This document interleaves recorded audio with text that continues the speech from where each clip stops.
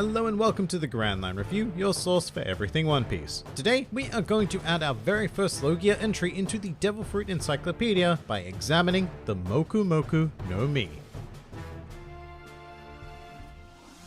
The Moku no Mi is a Logia-type fruit that gives its user the ability to conjure, manipulate, and become smoke. It was eaten by the conveniently named Marine Officer Smoker and first put on show during the Logtown arc. This devil fruit borrows its name from the Japanese onomatopoeia for the sound made when billowing smoke. Furthermore, Moku is an anagram for the word Kumo, which means cloud, and to top it all off, Moku even forms part of the Japanese pronunciation of the English word for smoke, which is Sumoku. So we have quite strong expectations from the expanded lineage presented in this name, and the Moku no Mi certainly does not disappoint. What does disappoint though are the various English translations of the Moku no Mi. You'd think this one would be pretty straightforward, yeah? And it turns out I have to give full credit to none other than 4Kids for being the only company to simply call it the Smoke fruit. Viz and Funimation went down a very different path and labeled it as the Plume fruit, which why? I mean, I get it. A plume of smoke is indeed a thing, as well as a plume of dust, fire, vapor, and a whole assortment of other substances, but it just sounds off. Meanwhile, One Piece Grand Adventure mislabeled it entirely by calling it the Steam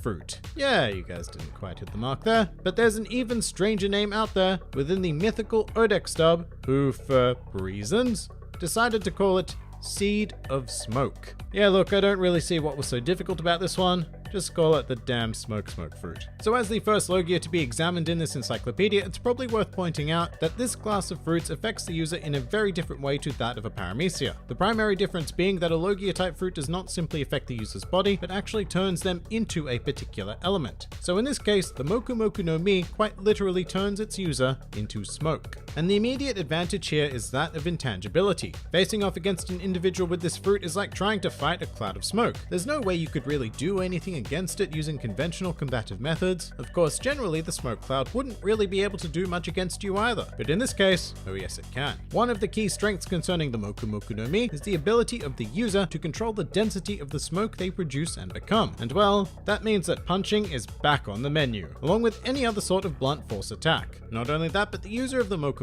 no Mi can propel their attacks forward in a very similar way to that of the Gomu no Mi actually, just obviously without the benefits and drawbacks of elasticity. Regardless, it provides the user of this fruit with a great selection of options in regards to ranged combat. Although if you don't want to bother with the nitty-gritty of fighting, then you could always enclose your adversary in a cloud of smoke and increase the density to the point in which they hopefully cannot escape. That's a strategy that works particularly well for Smoker, and has been shown to be capable of ensnaring decently powerful individuals such as Luffy, Buggy, and Alvida. Then again, there's also the potential to conjure thin smoke en masse and create a smoke screen effect. And that sort of power really should not be underestimated, because removing vision from an opponent will be very effective at lower levels of combat in the One Piece world, and eternally effective against anybody in the real world. Furthermore, there's always the potential to produce enough smoke to simply asphyxiate an opponent by depriving them of all available oxygen in the area. Dark, but possible. The particular smoke of the Moku no Mi may also have an added degree of toxicity, as characters have been known to comment on how very foul the smoke smells. Or it might be relatively healthy and still smell like crap, who knows? But the pungent odor does add another layer of sensory warfare to the arsenal of the Moku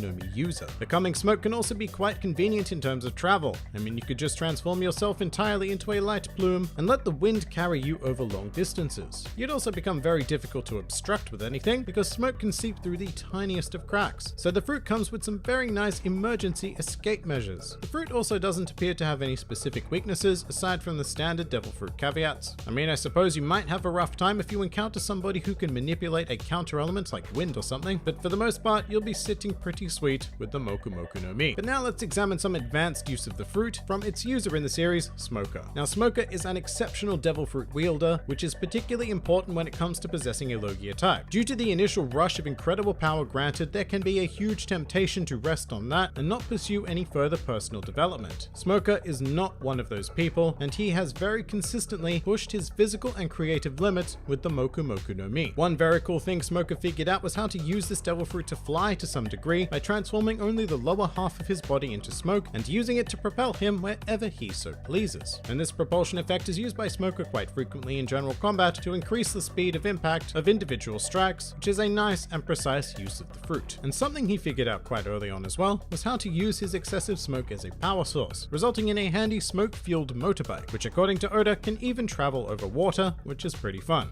Some other miscellaneous things to consider when becoming a smoke human. Despite being able to control the density of the smoke, remember that it is part of the user's body, and its strength at peak density will be directly tied to the core strength of the user themselves. Also, because smoke isn't a particularly destructive element, it's unlikely that a user of the Moku Moku no Mi would ever be able to rely on its power entirely. Smoker has certainly realized this, and as a result he chooses to wield a Jitte as his primary weapon, whilst using the Moku Moku no Mi more to enhance his power and maneuverability. All up, here we have a very solid Devil Fruit, which I think is highly underrated in the series because it garners comparison to every other Logia, the majority of which just have much higher raw destructive capabilities. The Moku Moku no Mi works best as a support item really, giving the user access to an exceptional range of movement and a general power boost to their basic combat abilities. With that in mind, this fruit more so than any other Logia requires a strong user. You just can't consume it and expect to be amazing. It takes a lot of work and creative input to make the most of its power.